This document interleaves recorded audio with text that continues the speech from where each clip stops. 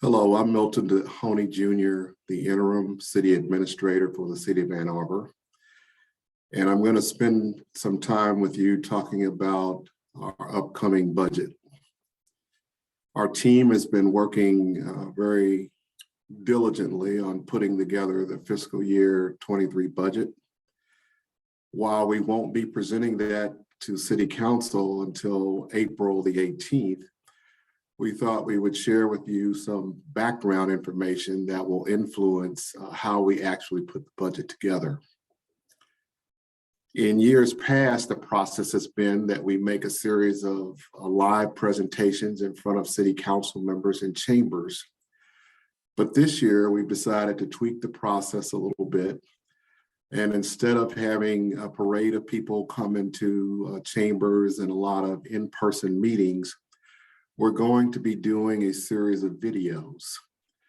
The videos will allow the council members and the community to get a glimpse of background information on ongoing operations. It will show you the considerations that we have in front of us as we're putting the budget together. The role I'm going to be playing today is kicking off our video series. And I'll be talking a little bit later about the elements of the city administrator's office. So we're going to be giving you a financial overview. The focus is on the general fund because that's where all of the bread and butter services are provided for our residents. And that tends to be where the greatest area of interest is when we talk about budget with either policymakers or the community at large. So in terms of an overview, as I said, we'll be giving an introduction. When we get into the city administrator's area, I'll be touching on city administrator proper, some things relative to finance, police, fire, community services. We'll have presentations on those from representatives and also on the district court. The bottom part of the slide that you see is really just showing you the schedule of how things are going to happen. In addition to the videos that we're actually taping today on Friday, February the 4th, there'll be other tapings that occur over the coming days and weeks, including some of our other partners like the DDA or the Housing Commission. We're going to be assembling all of the videos and making them available online so people can look at them at their leisure. All of this will culminate in the City Council actually entertaining the budget formally in the middle of May, and then they will cast the votes to determine what in fact our fiscal year 2023 budget is going to look like. So it's all a step in a process leading to ultimate passage of our next budget. And before I get into some of the specifics, I'd like to take just a minute to thank my team for their efforts in putting the videos together. The people that you'll be hearing from today, in addition to the people that are supporting them.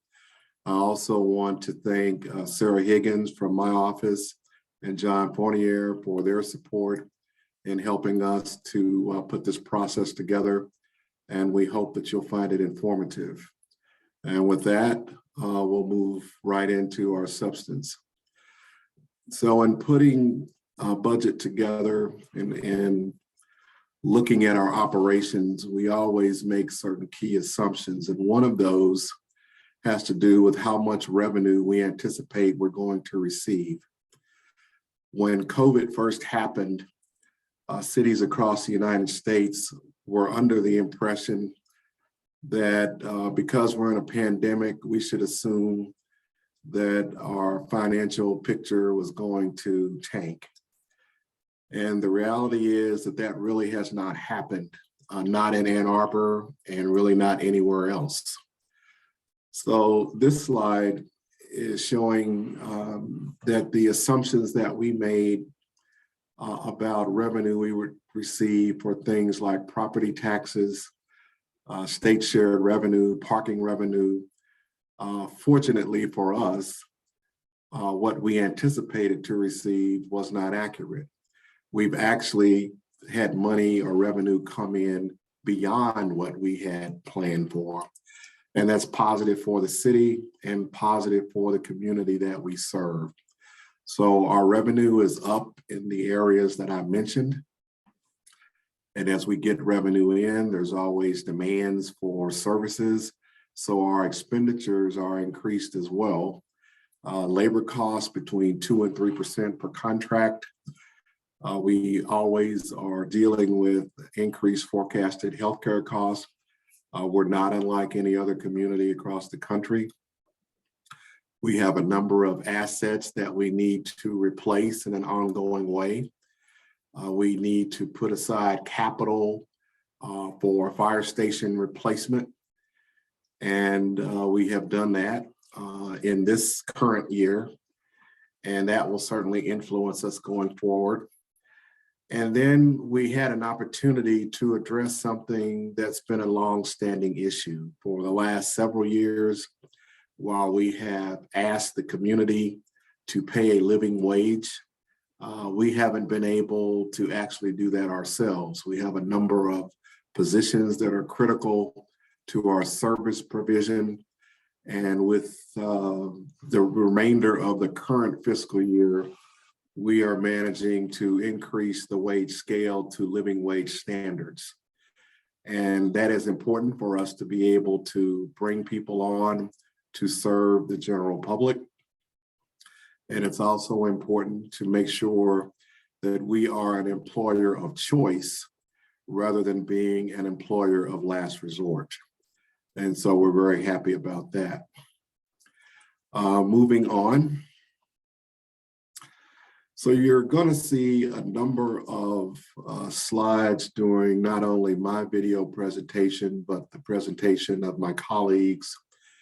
And for the purposes of understanding background, we're not going to get caught up, if you will, in me reading a series of numbers to you off a slide. The main purpose of the slides will be to convey a conceptual picture to you. And so while I won't be going down columns and my colleagues won't necessarily be reading every number that's on the slide, we will convey the significance to you of what the slide is about. And so in this instance, what we're really focusing on, so we have two kinds of activity, if you will. We have what is recurring. So we have recurring revenue, and we sometimes have one-time revenue. We have recurring expenses, and we have one-time expenses. And so from a financial management perspective, we always want to pay for one-time expenses with one-time revenue. And we want to pay for ongoing expenses with ongoing revenue. And the sort of global picture of all of that is it's imperative that we ensure that we have a balanced way of doing it. And so that's really what our financial plan is meant to convey. In addition to that, we need to maintain a certain percentage of reserves. That's our policy, that's our standard, and we have tried to do that as well. This particular slide shows you in a graphical way what I'm talking about. So the top line, or green, if it appears on your screen in color, the green line refers to the percentage of expenditures that are in our unassigned fund balance. The goal is always to have that green line have some space above the red line, which is the total percent of our expenditures. So in simple terms, we have managed to build a level of reserves that is important to our financial stability. It's important when we talk about how rating agencies view us.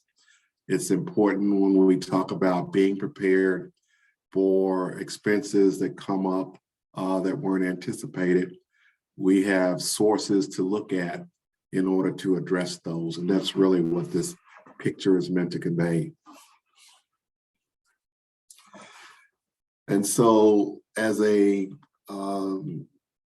segment of information that's helping to provide context, that brings us to how are we actually going about putting the fiscal year 23 budget together. We spent several hours in December with members of the City Council and members of the community that were online watching and giving a signal as to how we were going to put the next budget together. And so we determined that we were going to use foundational pillars in order to frame the budget. We have 4 pillars: sustainability, quality of life, positioning for investment, and that really refers to internal activities that we will undertake in order to strengthen our organization, in order to give us the maximum amount of revenue possible to provide services and take advantage of opportunities. And then, of course, infrastructure. Our roads has been identified as a key area of concern by residents across the city, by all of our elected officials. And so on the staff side, we're working very hard to find new ways of thinking about approaching this challenge. And that is part of what the infrastructure pillar is meant to address. This shows how we're trying to capture our activities. And so what you see on this slide, our 4 pillars are segmented out.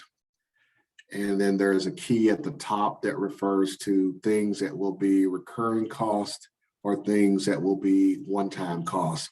Again, we're not going to go through necessarily line by line and read everything, all the numbers to you, but it just shows that we've taken the activities that we're currently doing and we have placed them within one of the 4 pillars, which then sets us up when we start the new budget year on July 1st to capture our activities under the pillar format.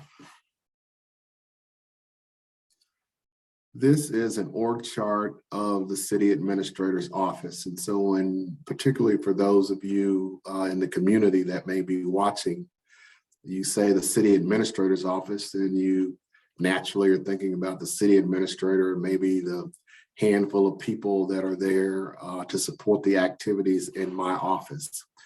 Within our organizational structure, the city administrator's office actually includes several other functional areas.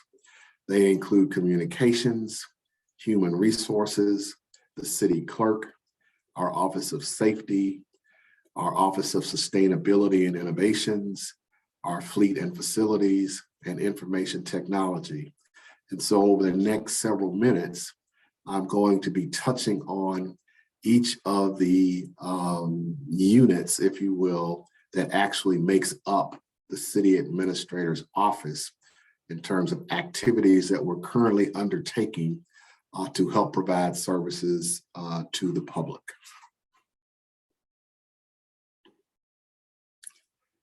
So we start with the city clerk's office. They have been making a number of investments, more than $500,000, to do things like work on our elections, which we have had and will always have a number of elections to deal with.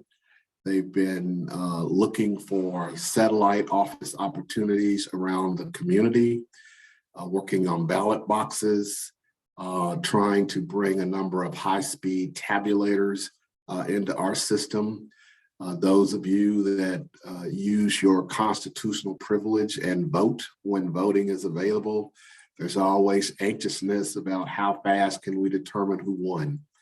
And having those tabulators is an important element of our ability to do that.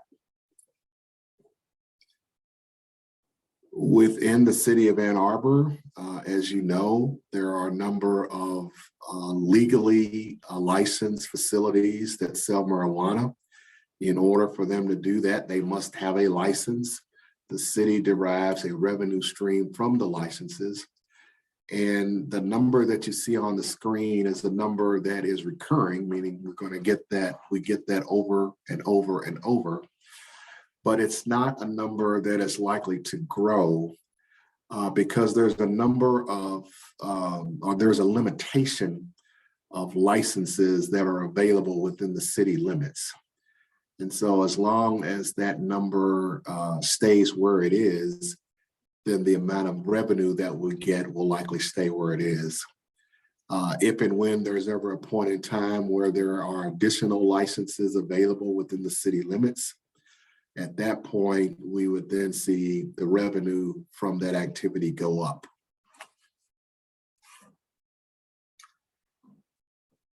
As we go through the presentation, there'll be a number of horizon issues that I'll touch on for each of our operating units. For the city clerk's area, they have been focused on high-speed voting equipment that they need to deal with maintenance for. Succession planning. We've got to always be concerned about continuity of government when we work in the public realm. And then we also know that we need to do a real estate transaction when we have an opportunity to do so. The city clerk has a number of pieces of equipment. They have ballots. They need to have places for storage. We really don't have that space available within City Hall. And so we're going to need to likely purchase an existing facility and turn it into our election center. And that's one of the things that we might hope to get done in the next fiscal year or as soon as is possible. We're going to transition now from the city clerk's office into the Office of Communications. And so on the slide, the things that you would expect us in our communications office are things that we've been doing. This office puts out news releases that work on graphic design, things that we produce. This week, as an example, with snow, we've had to put out a number of news releases to keep the public apprised of city operations. CTN is another element that they work with, because when we have public meetings, it's important that we have those meetings accessible to the public at home. And those are all activities that our communications office has been doing in the past, and we would expect them to do in the future. In addition, under quality of life highlights, the team has determined that we need to do a redesign of our current website. That work has already begun. It's a long process, not something you can do in a day or two or a week or two. And so we would hope in the coming months to be able to get that completed. As I indicated about the snow, we've been doing a number of emergency notifications. There's an Ann Arbor water branding initiative that the staff has been working on. We participate every other year in the National Citizen Survey. And again, as I mentioned, the CTN working with public meetings. So these are key activities that the communications office has been undertaking. And then in order to ensure that we get that work done in the infrastructure area, we have a dedicated professional communication specialist. This represents a recurring cost that we have, because in order for us to do a lot of what we do to serve you, we have to have people, we have to have trained professionals. And this is one example of a position that we have to address some of the activities that I just spoke about. Looking forward, the communications office will be focused on not a lot we can do about it, but there's been a steady decline of franchise fees, not just in Arbor, but across the United States and for cities. And then succession planning. We have a significant percentage of our staff that is retirement eligible within the next 5 years. And again, if we're focused on continuity of operations, continuity of government, then we need to be focused on succession planning to ensure that we can continue to provide the high level of service that we are known for.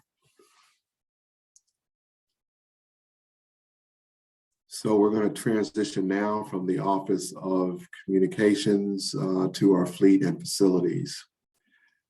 Their activities fits within our sustainability pillar. In the community, we've been talking a lot about sustainability. It's a major focus of policymakers. It is a major plank of the activities that we're doing within the government. And under the broad umbrella of sustainability, there is a number of activity centers, if you will, different things that we need to do if we're going to meet the goals, the very aggressive goals that we set for the community. And so one of those activity areas is the purchase of electric vehicles.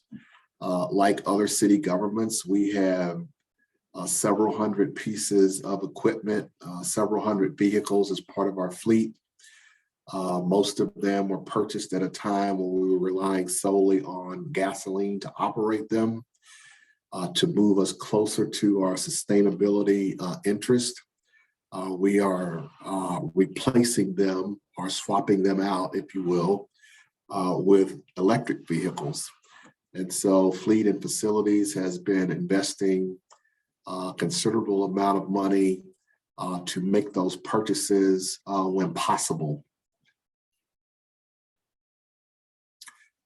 When you transition your fleet to electrical vehicles, then one of the things or support pieces that you need is charging infrastructure. So we have also been making investments to improve our charging infrastructure. That's something that's not only necessary for local government, but if you are a resident and you're purchasing an electric vehicle, then you have to give thought to charging as well. A lot of times that's done at home, but other times it's done in places like parking garages or other places that allow you to ensure that your vehicle's ready to go when you need it to.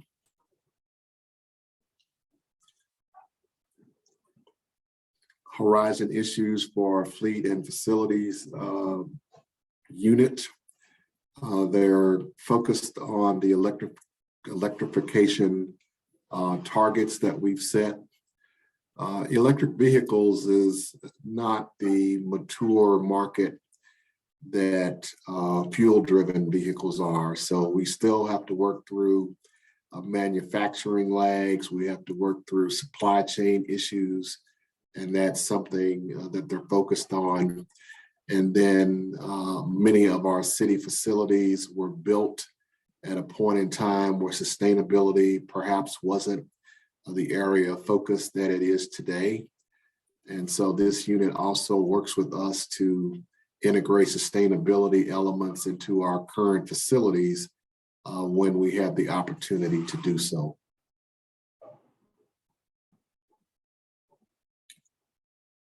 We will now transition to our human resources area, or HR. And under sustainability highlights, and you can make an argument that it could be in other categories, but the real point is, as an employer of several hundred people, we have to compete in the marketplace for talent. And part of that competing process means that the process that people go through when they're trying to apply for a job needs to be smooth, it needs to be modern, it needs to be efficient. And so the team has been making investments to ensure that our ability to attract people online is functionally relevant and up to date. We want to make the recruitment experience to be as possible, to be as smooth as possible for the applicant pool that we chase. And that's really what these categories are referring to that the team has been undertaking. In addition, when HR looks forward, on the horizon, the notion of diversity, equity, and inclusion training, we've gone through some of that for the employees, but this government, your government, made a decision some time ago that we needed to hire a lead executive to help us with DEI. And so we have been gearing up to do a recruitment for a director of organizational equity. We hope to have that person identified by late spring. We want to bring them on board, and they will provide not only leadership to our internal organization, but also be able to connect with entities in the community. There's a similar position in the Washtenaw County government. There's also similar positions in the private sector, and we want our professional to provide or establish relationships with all of those so that as a total community, we can grow and become better because of the way we value diversity, equity, and inclusion.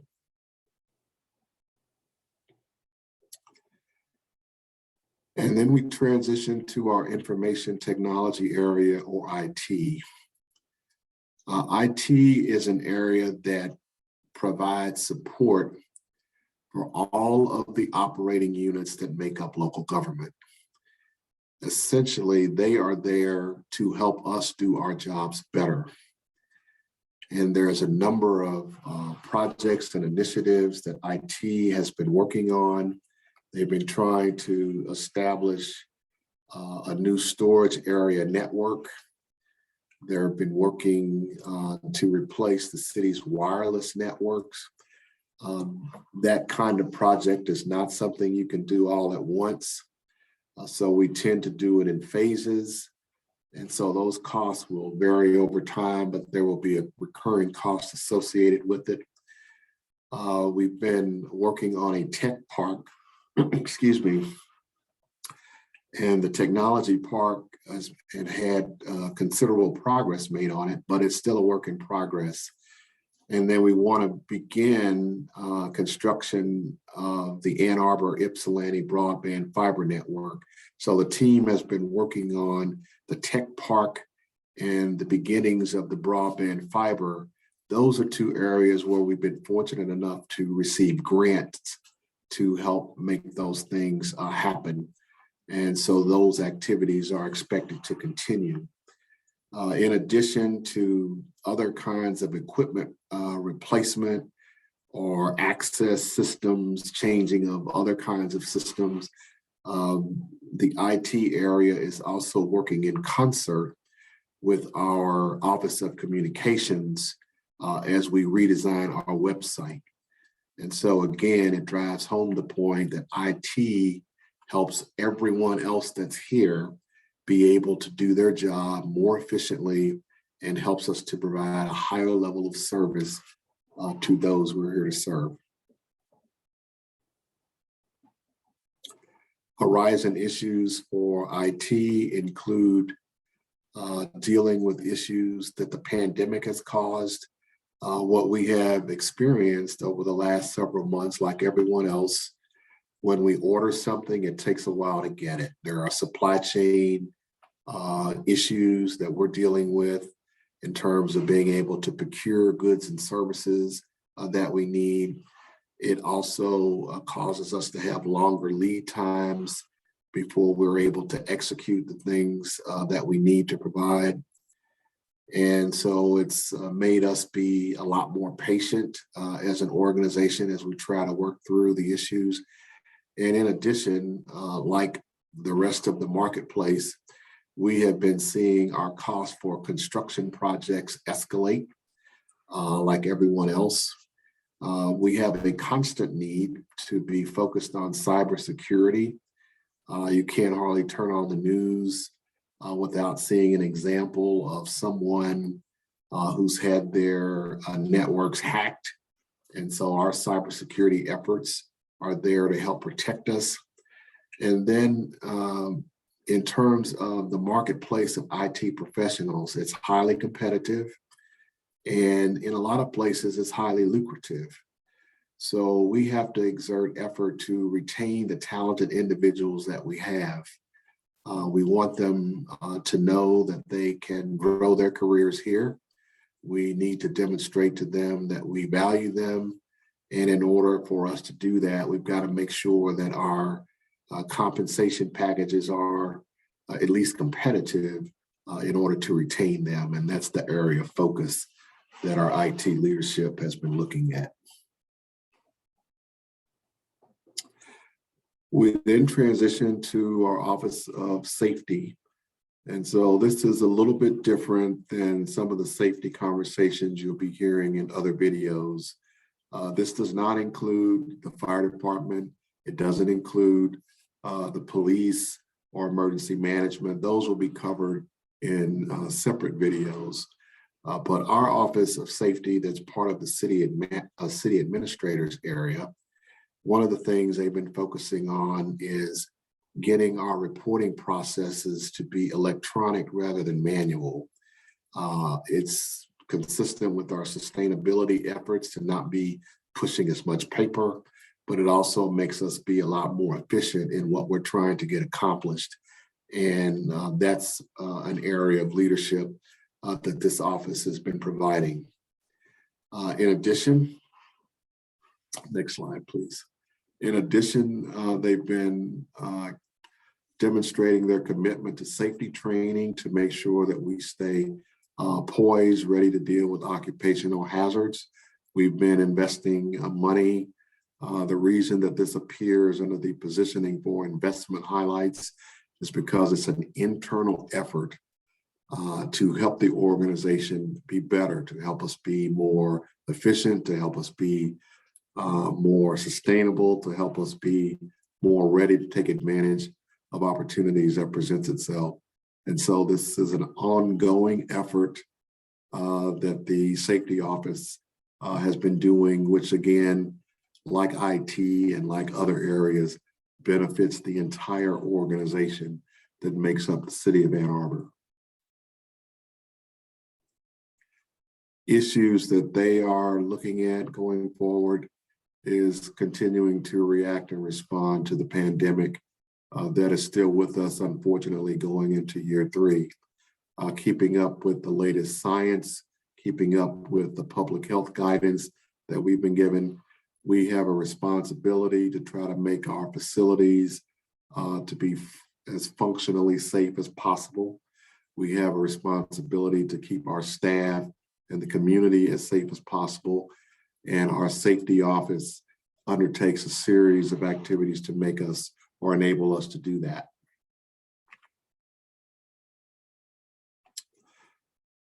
And then we transition to our Office of Sustainability and Innovations, or OSI, as we refer to it. You see a lot of different activities on this particular slide. This is one of the areas. So the OSI can feel like champions because they are a major element, a pillar upon which we are building the FY23 budget.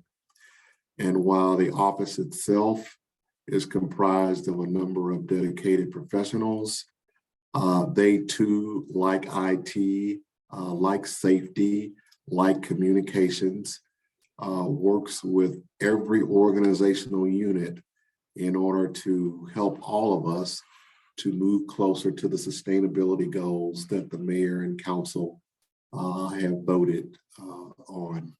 So there's a focus on renewable energy deployment, dealing with trying to bring more solar to not only city facilities, but community facilities, working on landfill solar. They too are focused on fleet electrification. And so the things that I'm mentioning is a combination of recurring activity or recurring expenses and one-time expenses. And while I'm not reading numbers off the slide, as you can see from the slide, we are making a considerable financial investment in order to move these things forward. We're focused on energy efficiency, working with people that are trying to age in place. Why that's important is if we can help people that are living on a fixed income to lower their household expenses through the use of more energy efficient mechanisms, then that is one factor that enables them to stay in their homes for a longer period. We're working on a circular economy, sustainable food education. We work with other groups looking for food deserts to see if there's things we can do to help that, making sure that people have sufficient information about what sustainable food options look like. We've been trying to plant more trees across the city, not just to provide a canopy that's visually attractive, which it is, but there are certain environmental pluses that we get from the tree planting. This is an example of where we have to work in partnership with the residents that we serve. So when we plant a tree in front of a residential area, we need the area residents to help by watering the trees so that it'll grow and maximize the impact that it can have on neighborhoods. We're trying to work to make sure neighborhoods are resilient, meaning they have the ability to bounce back from whatever may come to them. And one of the things that helps us do that is our 820 ambassadors that works on community engagement. So we have to take our sustainability thrust again, which is one of our major pillars that we're using to build the FY23 budget. And we've got to break the sustainability down to a point that people that live in all of our neighborhoods understand things they can do to help the community get closer to the goals that we've set. It's not just activity that city government itself will undertake, but it's a partnership, if you will, with all of the community stakeholders to help us be a more sustainable city, a more sustainable region, a more sustainable state. That in the long run will help us save money that we can use for other purposes, other services that people want. So it's something that is a win-win across the board. Under quality of life highlights within the sustainability and innovations area, as I mentioned before, they've been working with other partners. This refers to their work with the Housing Commission, working with our affordable housing properties on resilience and decarbonization. That's an ongoing thing that we've been doing and very important work. When you talk or think about diversity, equity, and inclusion, it means that if we're going to advance the community towards our sustainability goals, we can't afford to leave any segments behind. And that means working with our affordable housing providers and other community stakeholders to do that. Under positioning for investment, there's a lot of strategy development that we need to do, and we're making a financial investment in order to do that. So simply put, what's the best way for us to build decarbonization? What is the best way for us to deploy electric vehicles? What's the best way for us to engage with people to talk about energy efficiency in their homes? It's not just sitting down and let's just run out and start doing it. We need to have a strategy to help us maximize our impact And that's what this activity refers to.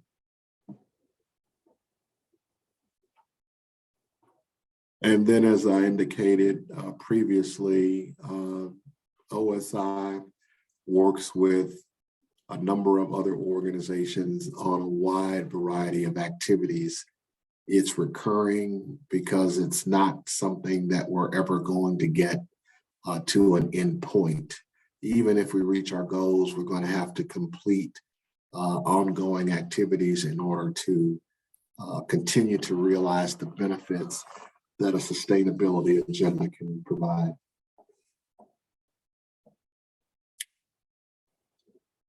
Horizon issues for this area includes paying attention to the fact that we're halfway through the county climate action millage that was put in place for a period of 8 years.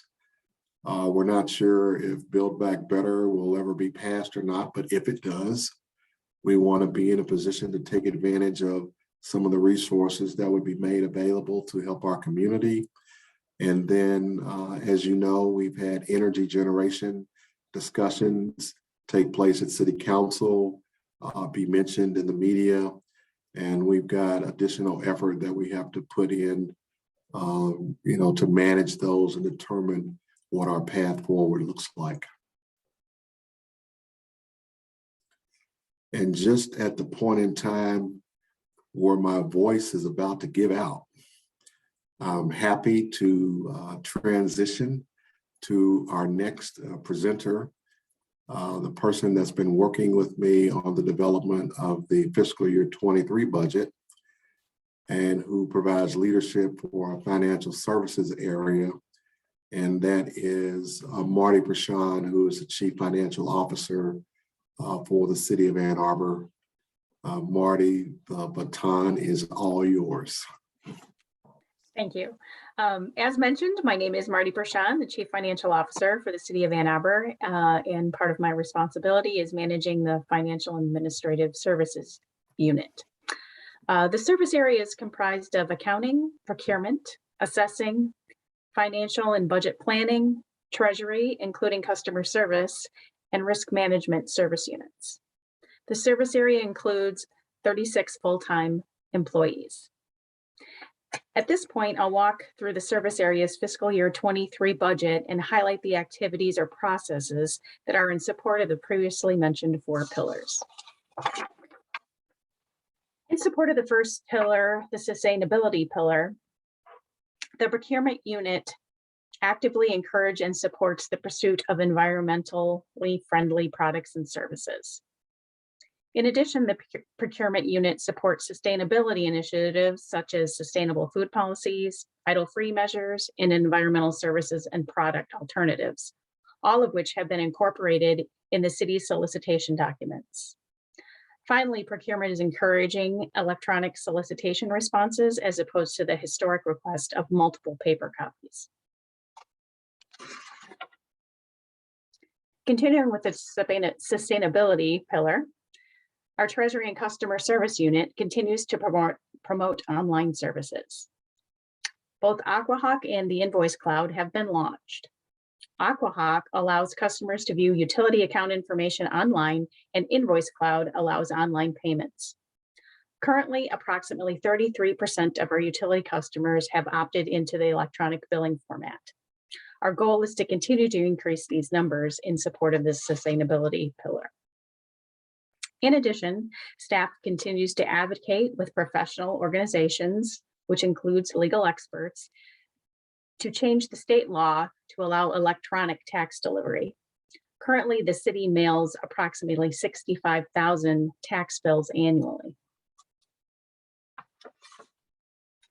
In a financial and budget planning unit, they support increased sustainability initiatives, including supporting the sustainability unit's growing financial needs.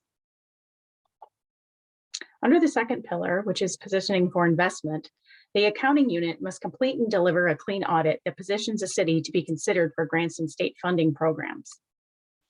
In anticipation of the city taking advantage of federal programs such as the American Rescue Plan and impending legislation of infrastructure funding, funds have been allocated to increase labor associated with increased reporting requirements. The Financial and Budget Planning Unit has been allocated funding for a contracted economist who will provide expertise in projecting economic trends that impact the city's revenue and expenditure forecasts.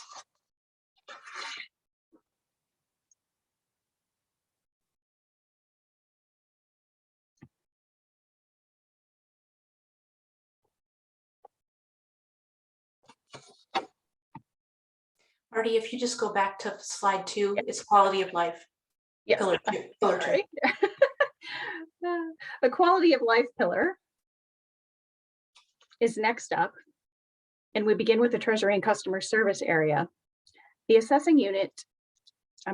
Treasury unit continues to explore alternative tax and utility invoice payment locations. The idea here is to partner with existing pharmacies or stores to allow bankless transactions for our customers.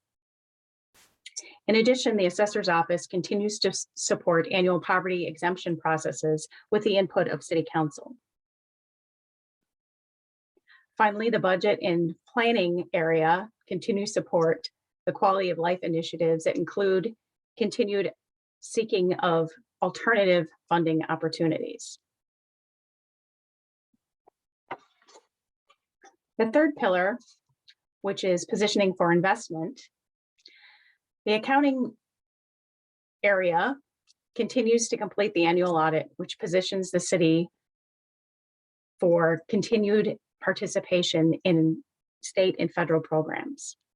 In addition, in anticipation of that increased availability of funding, a contracted grant analyst has been funded.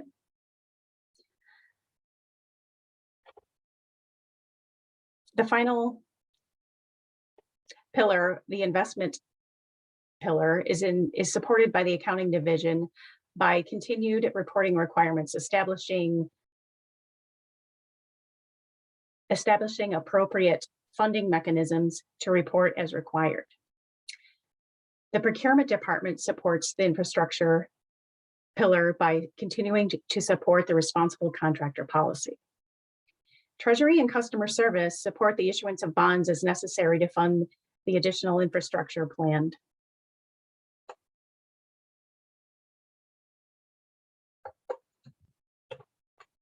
Finally, the challenges on the horizon for the financial administrative services area is the implementation of succession planning, training, and organizational development. As the city continues to incur staffing and labor shortages, increased efforts are needed to formally train and plan for development of staff. In addition, ensuring the health and sustainability of our pension and OPEB plans continues to be a challenge in the current volatile environment. Finally, the last two items that present challenges are supporting the development of the sustainability initiatives and navigating the financial challenges involved in our portfolio in the current rate environment. At this point, I will hand it off to Safety Services and Chief Cox.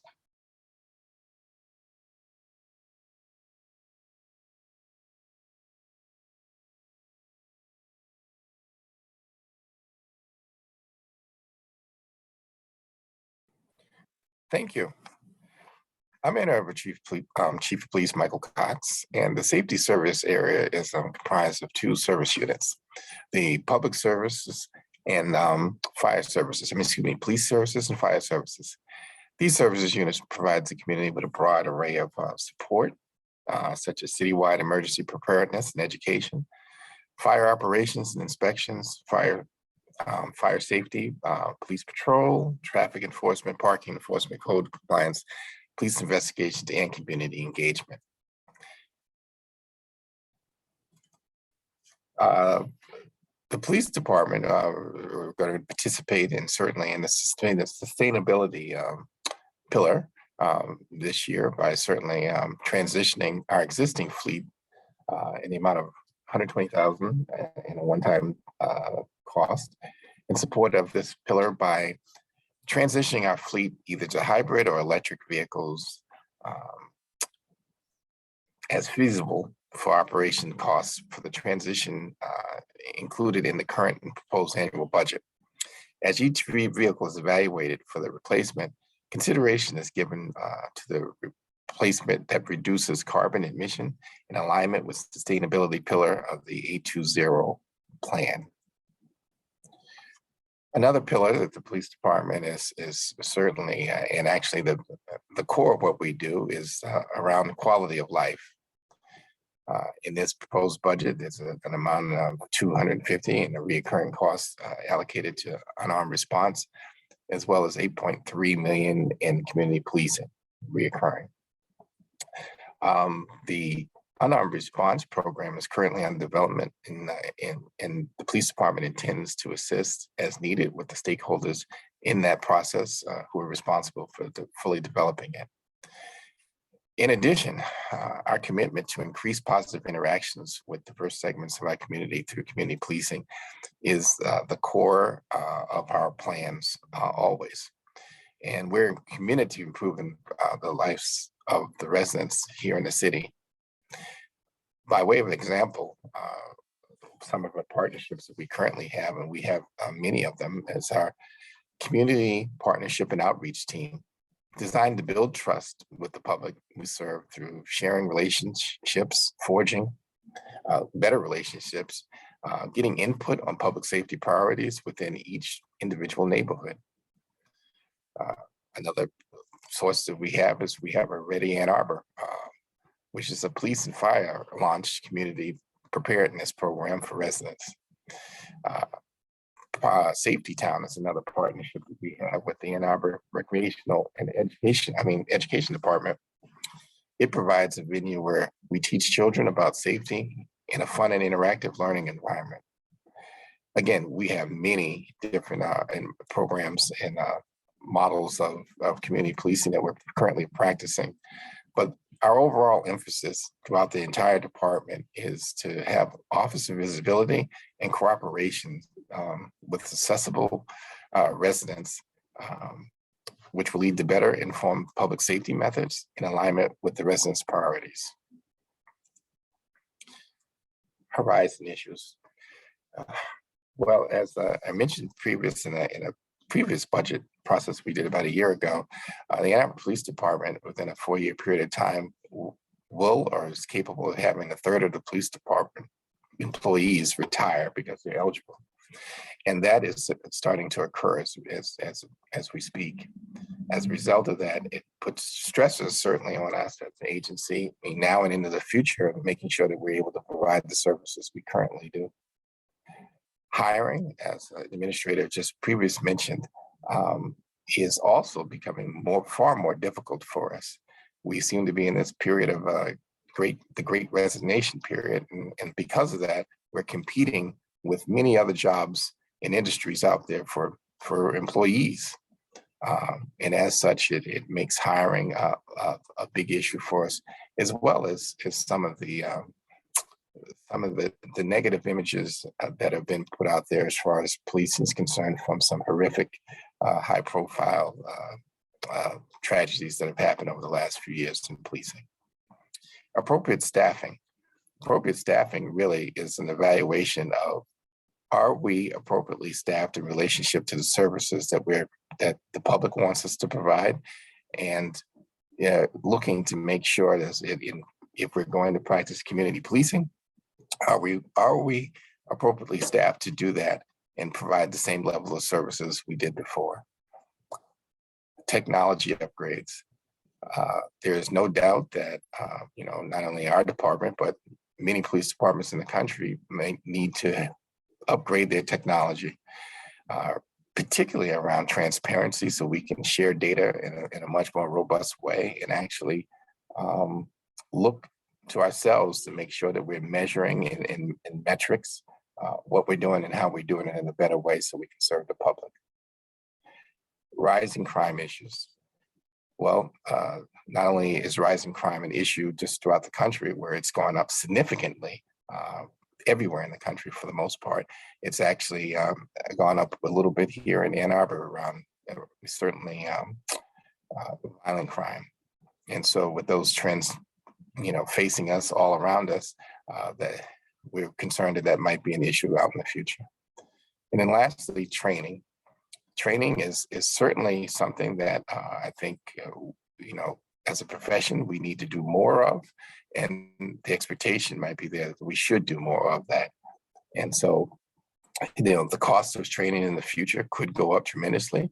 There could be some mandated training requirements as the profession of policing, looks to reevaluate how we are certified in what we do. And so I thank you for listening. And now I'd like to hand it off to Chief Kennedy, who will explain the fire department. Thank you.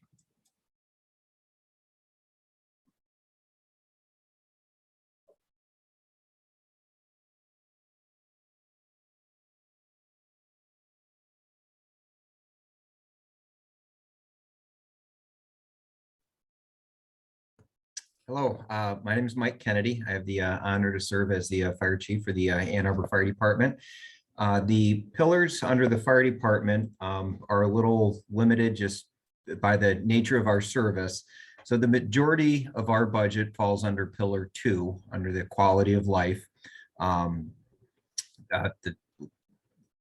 significant sum of the 17 million is just in part of our response, which the majority of our staff is dedicated towards what we call the suppression side, or the emergency response side. That's 72 of our 86 positions are budgeted for the response and suppression. We then have training, and then fire prevention, and then the administration focus. Also, as under the fire department umbrella is the city emergency management. This is only one FTE, and that's Sydney Parmenter, who's been with us for about a year now as our emergency management coordinator. And emergency management, Ann Arbor has a state recognized program with the emergency management focus being to prevent in terms of mitigation efforts, also with training efforts, along with response, which was done earlier this week in terms of the snow event that fortunately was not as severe as we had anticipated, and then also on the recovery side. And to tie in with Dr. Stoltz's group with OSI, we're definitely seeing something's happening with the climate, and we're seeing an impact of that locally. Last year in the city being calendar 21, we had two significant events with the straight line winds in August that knocked out power to the city for a significant period of time. And then also there was a flooding event that had a large impact on the Pittsfield neighborhood on the east side of town, south of Washtenaw Ave there. The emergency management section also is responsible for the outdoor warning sirens. There's 22 sirens throughout the city. And there's a significant amount of maintenance and also the testing that goes on once a month in the warm winter months. If we could advance the slide, please.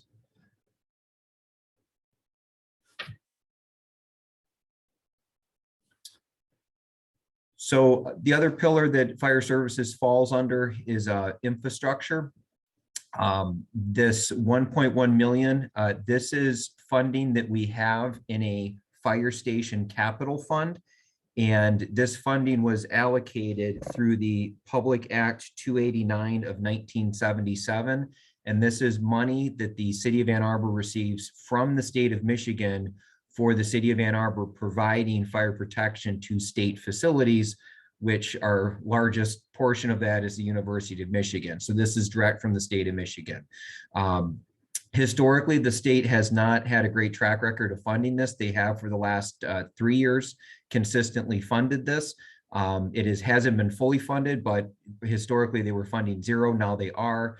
And so that PA 289 funds were put into a capital fund just because we didn't have confirmation that that would go on indefinitely. And if it did stop, we didn't want to have that dedicated for recurring funds or for recurring need, excuse me.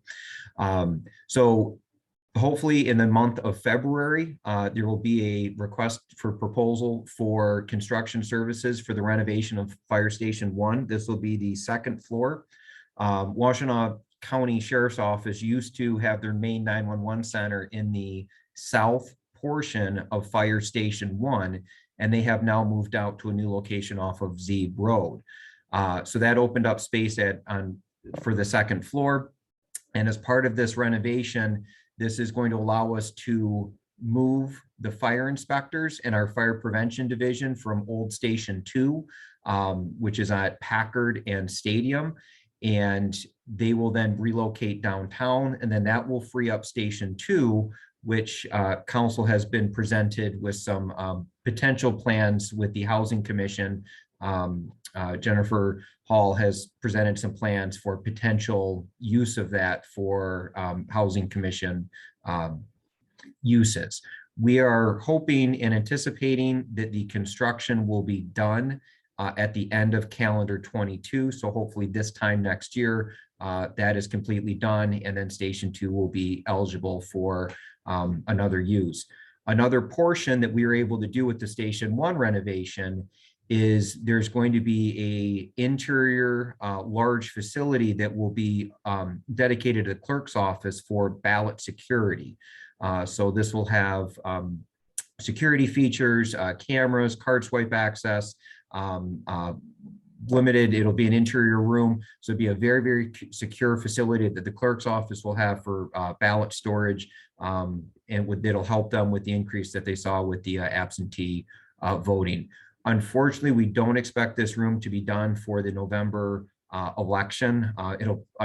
Unfortunately, the timing will probably be just after the November election, but we're very excited to have this renovation done. And then it'll also renovate the dormitory at Fire Station 1. So we'll have gender inclusive dorm rooms. Right now, it's just a kind of a big open room that doesn't really afford much privacy. So this will allow for some gender inclusive dorm rooms as well. So we're getting a lot out of that renovation between the clerk's office, fire prevention, and the dormitory renovation. The next line item we have there, so a large portion of the fire budget, just under $1 million, goes into fleet facilities and equipment. We operate 5 fire stations. We have 6 fire staffed fire apparatus every day. And so as Mr. Dohoney had mentioned, under fleet and facilities, we have a lot of infrastructure and a lot of fleet. And so a lot of our budget goes towards that. Under emergency management, a item that we have this year is the renewal of the hazard mitigation plan. This is a 5-year plan, and there's the $36,000 is the city's match for that. The plan itself is about $150,000, and there's a significant amount of federal grants that are tied to us having a current hazard mitigation plan. The most notable has been the recent berm opening that happened by the train station off of Depot. That berm opening was eligible because it was identified as part of the hazard mitigation plan, and that greatly reduced the number of parcels that were in the floodplain.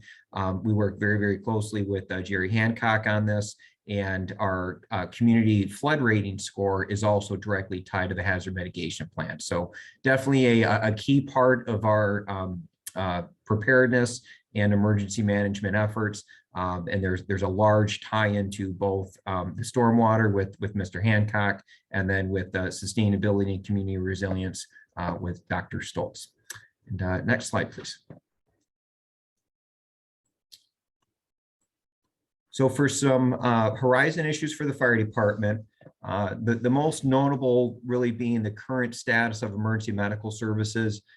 This is a national issue. This is not an issue that's specific to Ann Arbor or the state of Michigan.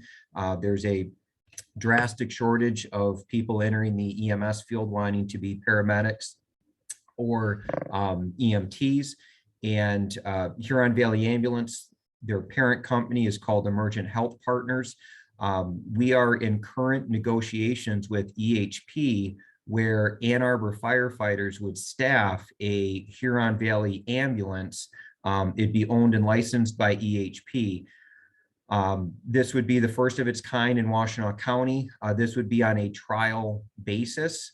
And we would currently out of Fire Station 1, we have a light rescue vehicle. It's a pickup that responds on medicals. So instead of staffing this pickup every day, we would staff this ambulance. There's a lot of liability and other issues that we're working out with EHP. Currently, the attorneys for both the city and EHP are working on the final details of that. There would be no increase of staffing because we would use current fire department staffing for this.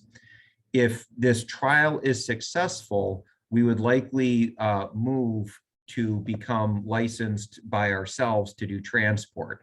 Currently, we are basic life support non-transport, and we would simply move to become basic life support transport. The trial with EHP basically allows us to try to do a trial run of transport without having to purchase an ambulance, which is several $100,000. So there's tremendous movement on this. Literally by the week, different things are changing. We're working with medical control on protocol revisions. So there's a lot of staff time and energy has been devoted towards that area. We had mentioned the Fire Station 1 renovation. The next area that we are very excited about is our fire recruit program. So for the first time in 20 years, the fire department has hired applicants without previous training. This is intended to provide a pathway for applicants who may not have had the opportunity to gain this training prior to employment. So for the last 20 years, the Ann Arbor Fire Department required applicants to come to us trained. And this had a tremendous amount of financial savings to the city, but it also very much limited our applicant pool. So we had 2 recruits start in January. They're expected to finish their training the end of calendar 22. And then our plan is to keep this program moving forward and hire 2 more recruits or have 2 more recruits start January of 23. So essentially we're creating a pipeline for future openings through the recruit process. Fire Station 4, that is one of the projects that's out there for community input currently to replace Station 4. The plan is for that to be the first net zero fire station in the state of Michigan. We are working with the park planning office and community engagement to utilize a portion of Scheffler Park, and we'll be engaging in some community engagement for that, and that will be occurring this spring. For the emergency operations plan, a lot of lessons from COVID in terms of emergency management, things such as virtual emergency operations centers, which we actually did this last week with the snow event. And so a lot of kind of our pre-COVID plans are having to go back and be revised, and also working on kind of different levels for an emergency operations center. We're looking for a lot of coordination with the university on that, along with Washtenaw County. Hazard mitigation plan, we covered that. That will be coming to council in the fall. Council will have to approve that. And so that'll be or the last council meeting in October or the first council meeting in November is our intention for that to go to council approval. And then another new initiative that we're super excited about with the police department, this will be the first of its kind in Washtenaw County, is a young female public safety camp. This will happen this June. We will be sending out the registration for this in March. And this is a partnership with the Ann Arbor Police and Fire Departments, and it'll be a 4-day camp, and it's aimed at females between the ages of 13 to 18 to hopefully spark an interest in them in a career in public safety. We've got some really outstanding female firefighters, and the police department has outstanding female officers that we're looking to have them engaged with this and engaged in these young females to hopefully interest them in a career. They'll be with the fire department for 2 days, and then the police department with 2 days. And this has been done nationally with great success, and we're bringing that concept here to Ann Arbor And we're super excited about that to try to increase some of our gender diversity. So that is what we have for the fire department. So thank you. Now Derek Delacourt will be next.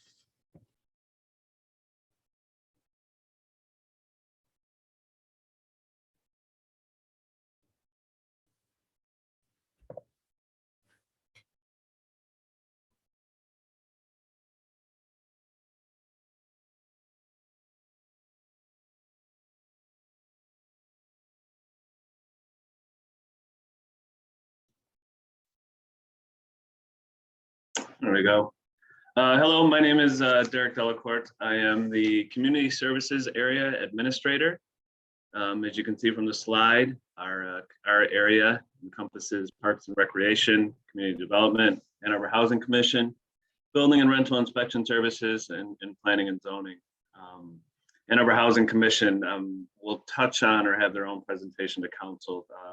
I think everybody's aware at this point. Their budget works through our department, but the Housing Commission stands on its own and functions with its own management and leadership.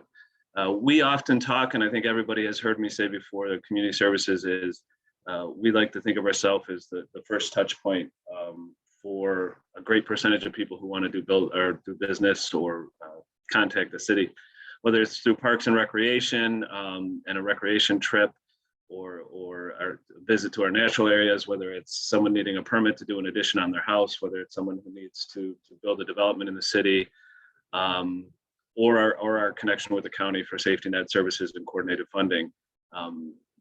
Almost everybody who comes in contact with the city comes in contact with us first, and we take a great deal of pride in that. Next slide, please. Never resisting an opportunity to do things a little different. Our slides are organized a little differently. In years past, we have always presented the highlights of our budget and usually restricted to just the general fund expenditures. This year, what we've done is we've taken each department. We're presenting, and the dollar amounts you see here are split out amongst the core services for each department, and incorporate all of the funds that go into each one of these different areas. We've taken the pillars and identified for each core service what pillar they touch. As you can see across the board, whether it's Parks and Recreation, whether it's Building and Rental Inspection, everything we do really goes to sustainability and quality of life. We are the implementation portion of those policy-driven applications, especially on the private side of construction and development in the city. Certainly Parks and Recreation play a massive role in sustainability and quality of life. So we tried to take those core services and show them broken down in the total budgets for each area. In Parks and Recreation, we'll start there. It's the biggest chunk of what the community services budget is. It hovers around $18 million, depending on yearly asks and one-time expenditures. It's divided amongst our facilities and programs, which is exactly what it sounds like. That would be the pools, the liveries, the ice rinks, and every other facility we operate in the city, whether it's a community center, MAC pool. And that cost is pretty substantial to the city. It's over $6 billion. NAP is our natural areas preservation, along with a huge volunteering component, park operations. Exactly what it sounds like. That is the group that maintains, shovels, walks, cleans, fixes everything in the 165 parks, over 2,000 acres we have. The total of that is about $18 million a year to keep those core services running.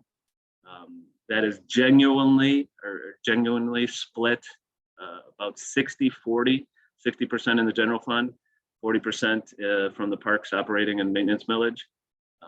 And that's a general rule of thumb for those two numbers. Building and rental inspections, a little less total value, but no less impact. It's about $6 million a year. The vast majority of that, over 75 or 80% of that money and expenditure is spent out of the city's construction fund. The one exception to that being rental, which is about $1 million a year in cost to the general fund. But in recent years, the attempt has been always to try to cover our costs as much as possible with that, without using that as an opportunity to make money. which we are not permitted to do. Next slide. Planning and zoning. This is mostly a project review based function. It's split up into a few different categories. For the budget is a $2.4 million budget, almost exclusively a general fund budget and cost to the city. A lot of the work the planning department does is not able to be recovered through cost of service allocations to customers because of the nature of it. It's not something a lot of time is spent on helping or facilitating projects that may never walk through the door. It is almost exclusively a general fund expense. Some of that 2.4 million is covered through the construction fund because of the crossover site compliance and project management issues that come on the back end of projects. And as you can see, again, the consistent themes through all of our departments is a heavy impact on the pillars of sustainability and quality of life. It has always been that way and continues to be so. And then the last thing we'll touch on today is community development. That is more commonly known as our work with Washtenaw County Office of Community and Economic Development, and is heavily predicated on the coordinated funding work we do. As council is aware, the city regularly puts between $1 and $3 million towards the coordinating funding program, which is then combined with money from the county and other funders, and then distributed to safety net services and other programs within the county in an attempt to improve those programs and really to streamline the access to funding that those service providers need, nonprofits and safety net services need to do their jobs. And that program is in flux now. The new version of it is being discussed, and I would expect to be rolled out here relatively soon. I think last slide. For us, our horizon issues, general for community services is a constant and continued desire to incorporate the goals and objectives of 820. We are well aware of Council's climate emergency resolution and the importance of integrating those goals and objectives into everything we do. We understand that there will be and is coming a more thorough attempt to incorporate DEI into everything we do as well. Community services remains open and supportive of those actions and continue to try to change and evolve the departments within community services to adapt and grow those goals for the community. Specifically to Parks and Recreation, probably the biggest one, and this is something I've been preaching for the last 3 or 4 years. It's not anything new if you've sat through these meetings before. Parks has an enormous amount of capital projects that it's going to need in the future. We have facilities, like any city, the infrastructure that supports the facilities we manage, the pools, the deliveries, all of that stuff is going to come due at some point in the future. And continuing to keep one eye on how we invest now or how we save money now to replace and to keep those facilities at the high standard that the communities continued and demands from us as a Parks and Recreation system is going to be a priority for the next several years. This year, Council is issuing a contract for one component of that. We'll be doing an ADA assessment of all, if not all of most, if not all of our Parks and Recreation facilities. That will go directly to infrastructure improvements that are prioritized under that ADA umbrella and extraordinarily important to us.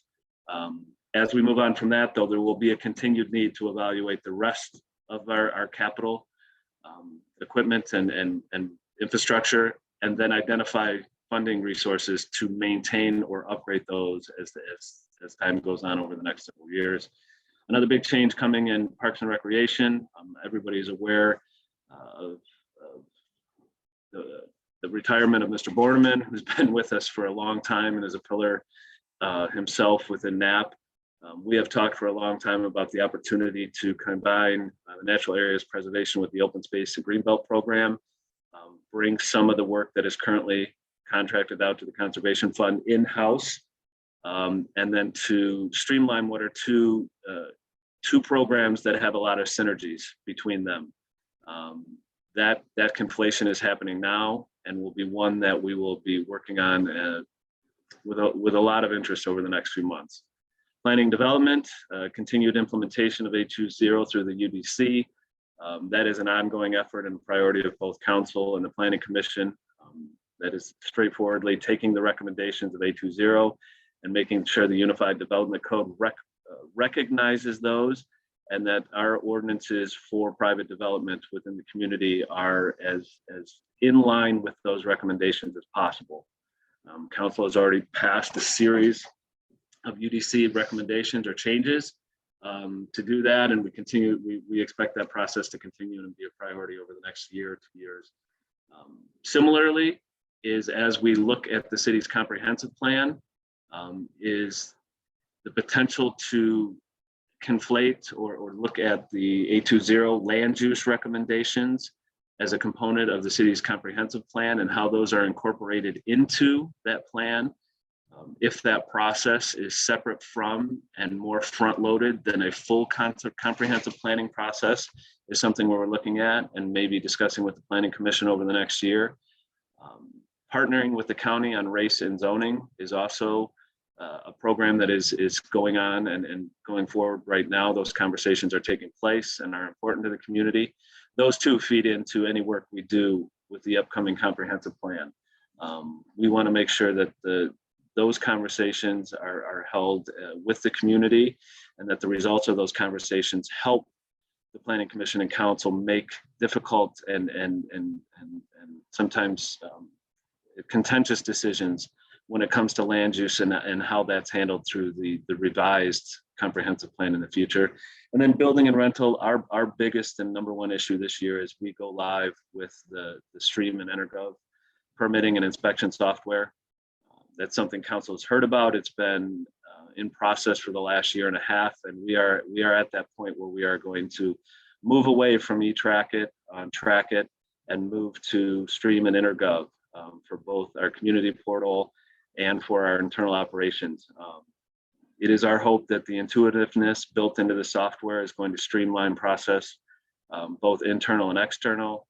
It's going to allow for us to deliver service with a lot less paper and a lot less and in a much more timely manner than we have in the past. And hopefully, and we believe this is the case from everything we've looked at so far, that Stream, the community facing portal of it that will replace eTrackit, is much more intuitive, user friendly, and allows people to access the information they need, apply for the permits they need, schedule the inspections they need, and pay for the services they need in a much more efficient and customer service friendly than what we've had in the past. So with that, those are our horizon issues coming up. I wanted to say that one of the ones that would have been on the slide is living wage, and we appreciate the city administrator and council taking that into consideration. It will have a huge impact on our ability. We hire between 200 and 400 temp and seasonal staff a year to make those operations go. And there's a lot of members of the community and the region who depend on those folks for the services they get through Parks and Recreation. And our ability to hire those people and hire quality people will be greatly impacted by that decision and the move to comply or move into conformance with the living wage standard. So that's what I have today. And as always, council knows where to find me if you guys have any questions. Thank you.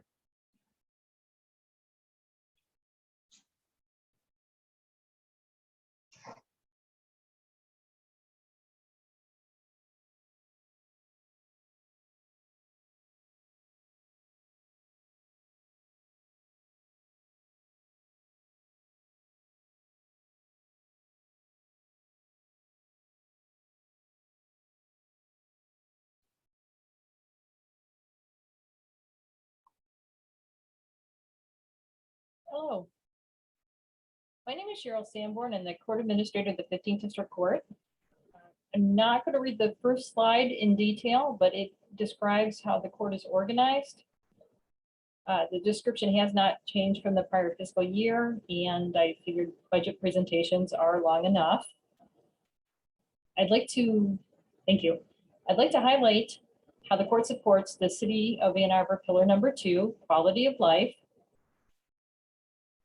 For all of the listed programs you see here, the court collaborates with others such as the city attorney's office and or other external agencies and organizations.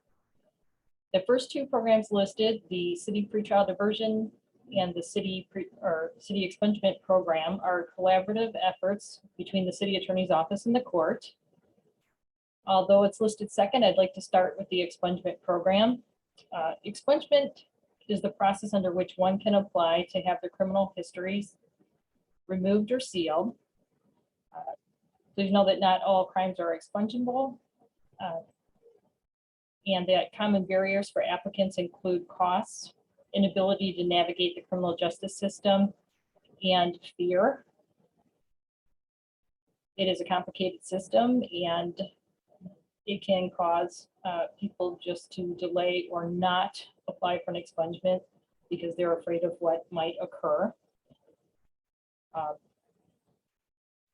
Many criminal convictions are present as barriers to obtaining housing, employment, access to education. Thus, expunging one's records can remove these barriers. Program applicants have to have a nexus to our city. They have to reside in the city, be employed in the city, or have a conviction that stems out of the 15th District Court or the 22nd Circuit Court. The program is currently in its first year, and the goal is to assist 100 persons who are attempting to expunge their records. To date, assistance has been provided to 33 individuals. The program costs are recurring and total approximately $55,000. Next, let's discuss the city pretrial diversion program. After being charged with a crime under the Ann Arbor City Code, an offender may be eligible to divert their charge out of the criminal justice system. Diversion would be an agreement between the prosecutor and the individual. They would hope to address the root causes of justice involvement, demonstrate accountability, and make amends with the community or victim in exchange for a reduced charge or dismissal of criminal charges. Under this program, a probation agent acts as a caseworker for those who are accepted into it. The agent provides referrals, support in addressing issues that lead root issues that lead to justice involvement. Root issues may include a lack of education or stable housing, substance use, or mental health issues, among others. The probation agent also reports compliance with to the respective attorneys. In the current fiscal year, 194 people have participated or are currently participating in this program. Program costs are recurring and total approximately $120,000. The third program listed is the County Pretrial Diversion Program. This program started in May of 2021. The goal of this program is similar to that of the City Pretrial Diversion Program. Eligible individuals can make an agreement with the County Prosecutor's Office. The probation agent serves as a case manager and works with participants to co-create an individualized plan to address issues that led to the person becoming justice involved. The agent also reports compliance to the respective attorneys. To date, probation has provided assistance on 52 cases. Both diversion programs address the fact that entering a guilty plea in a criminal matter can trigger collateral consequences. People who plead guilty to a crime may be unable to secure housing or jobs, and non-citizens may face immigration consequences. This particular program generates revenue for the city. At this time, it is anticipated to be reoccurring. The next three programs listed, Sobriety Court, Mental Health Treatment Court, and Veterans Treatment Court, are specialized problem-solving court programs. Although the target populations of these programs differ, all three programs divert participants from a traditional criminal justice track into a non-adversarial post-sentencing program that provides intensive probation oversight, community-based treatment, and enhanced judicial contact and monitoring to ensure appropriate support.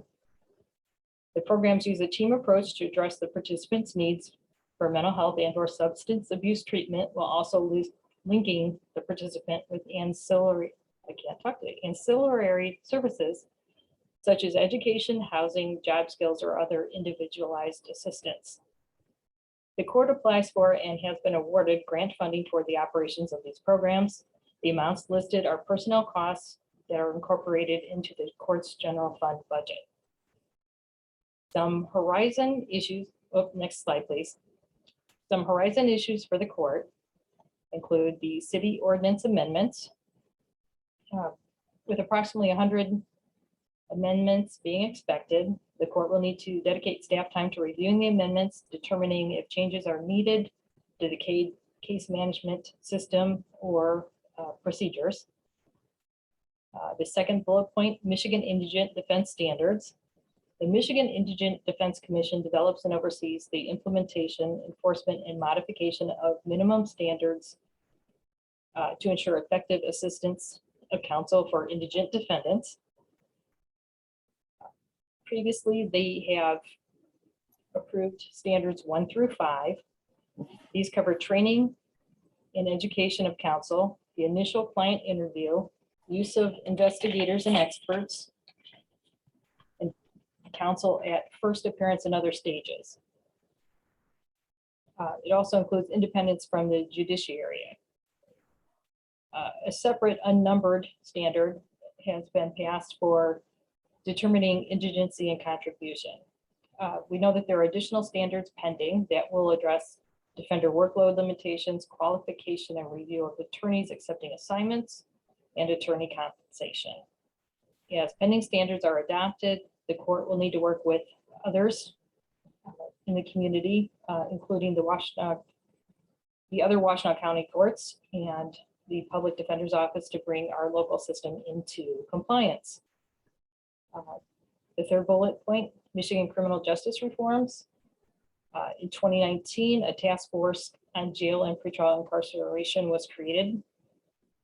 They made many recommendations for policy change related to traffic violations, arrests, behavioral health diversion, pretrial release and detention, speedy trials, sentencing, probation and parole, financial barriers involved individuals, victim services and data collection. Many of these reforms were passed by the legislature and then signed into law. There is new legislation being considered. We will need to know what that is and then review it and interpret it so that we know what to update within our procedures and system. E-filing. The State Court Administrative Office has an e-filing application that they are rolling out to all courts in the state of Michigan. Part of the standard solution, if we choose to accept it, is a document management system. Both of these applications will work with our current case management system. At this point in time, they have not given us an implementation date, although we've asked to be put towards the front of the line. The last bullet point, trial court funding. There was a report put out by the Trial Court Funding Commission in September of 2019. It made recommendations for changing how courts are funded. There was no new update available. And the truth is, we would expect that any changes that are made would be over a span of several years. But if adopted, those changes will be impactful. We just can't speak to it yet as to how the system will change. This concludes my presentation for today. Thank you for your time. And turning it back over to Mr. Mahoney. Thank you, Cheryl, and thanks to all of our presenters this afternoon. I talked at the outset about what our process is going to be and that we were tweaking it a little bit. One of the elements that will not be changed is we want you to send any FY23 budget questions to Sarah Higgins with a copy to both myself and Marty and Kim Busselmeyer. Responses are going to be organized by topic and responded to throughout the budget season. So We want to keep the same process in place to be responsive to council member questions as we take the proposed budget that's presented on April the 18th at the council meeting at 7 p.m. Up until the actual vote that'll take place in mid-May. So let me check with my colleagues, Marty or Sarah, anything additional that we've left out for today? I don't think so. Nope, nothing for me. All right. Well, there will be other videos made going forward.